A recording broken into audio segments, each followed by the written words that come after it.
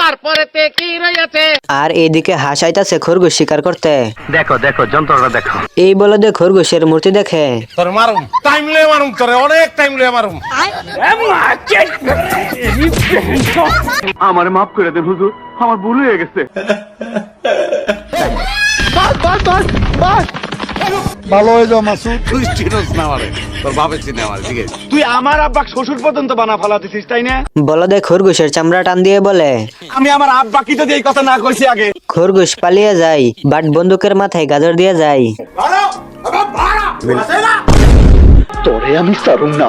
नहीं सारुण के यहाँ कुछ तो गड़बड़ है। তো খরগোশের খুঁজে পায়ের ছাপ ফলো করতে করতে যায়। আর খরগোশ গুহার মুখ আটকে দেয়।